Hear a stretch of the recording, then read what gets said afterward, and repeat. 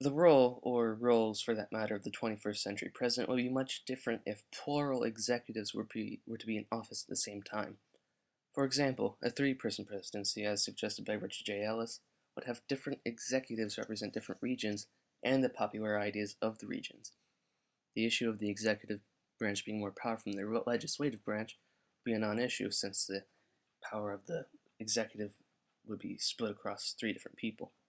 With three presidents, or one per region, members of these regions would have been represented in government all of the same instead of just one region. The original suggested regions were the South, East, and Midwest, which was just the West at the time. This would mean that representation in the executive branch would have been all-inclusive when it comes to the ideals by region. This is somewhat different from the current system because the one-president system is not region-based.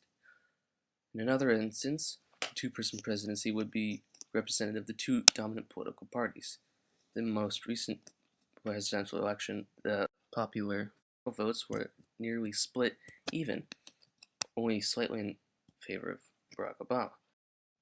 With both a Republican and a Democratic president, nearly 100% of the voters would have been satisfied by the results, instead of almost 51%. Some aspects of both of these systems go as follow. For one, all of the presidents would contribute to the decision-making of laws. The plurality of executives could check for rash decisions. Among them, others could contribute to other perspectives and could be the voices of reason in these situations. For example, the debate about whether President Obama is exceeding his constitutional powers by issuing 14 airstrikes on ISIS. Instead of having polar opposite views for the sake of appealing to everyone that is opposed to the ways of the other, they would work together and be able to tackle the problem from the best possible approach. Even though infighting may not be a problem per se, the characteristic of the president to be able to make quick and decisive decisions would be hindered, as all of the executives would have to agree on a certain choice, which takes longer than one person's decision. It is widely agreed that political parties do not properly promote the general welfare of the people of the country. They create divides within branches of the government and prevent helpful laws from being passed. George Washington himself despised political parties. The alternate domination of one faction over another, sharpened by the spirit of revenge natural to party dissension, which, in different ages and countries, has perpetrated the most horrid enormities, is itself a frightful despotism." Unquote. He predicted that one day political parties would be so important that a president would cease to fully devote himself to being a good president, and instead work only to further his party's ideals. In many ways, this has already happened in modern times. It is the opinion of many people that presidents care more about being re-elected than doing good for the country.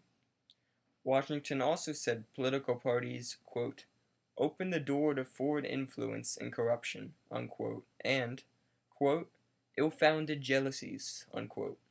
Several contemporary examples of these ideas are represented by these quotes.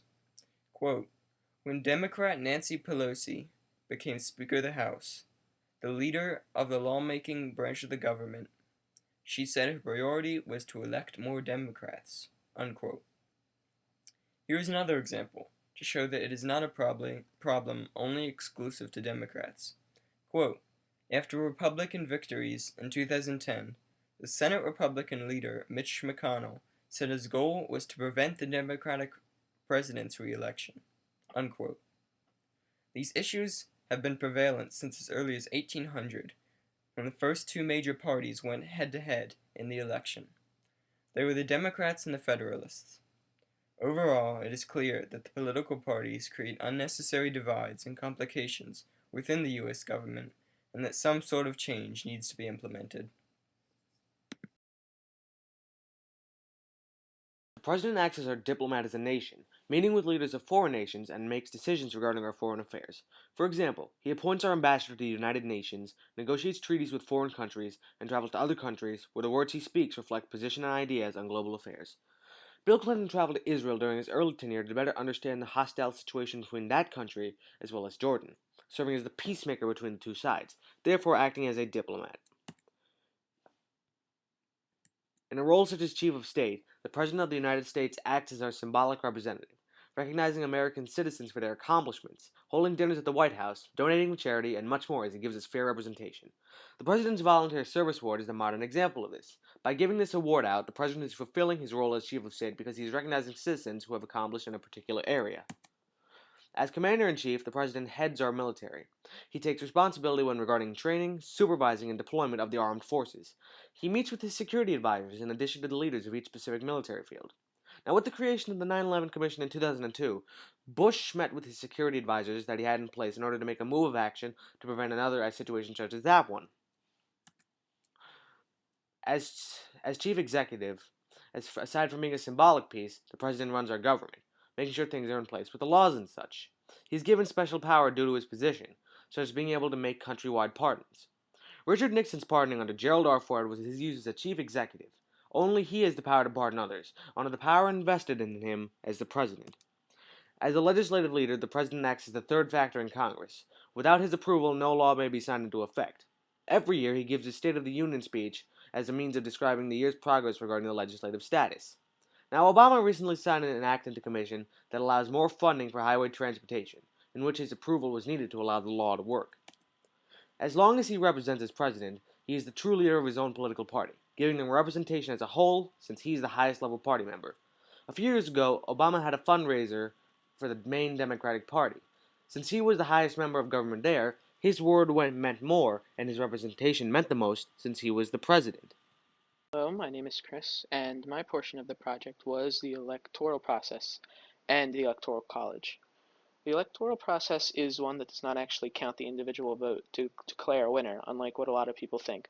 The people actually vote for their candidate. They vote for the state electors. This means that if the majority of a state votes Democratic, that state's electors must vote Democratic. The elections usually enforce a winner-takes-all policy.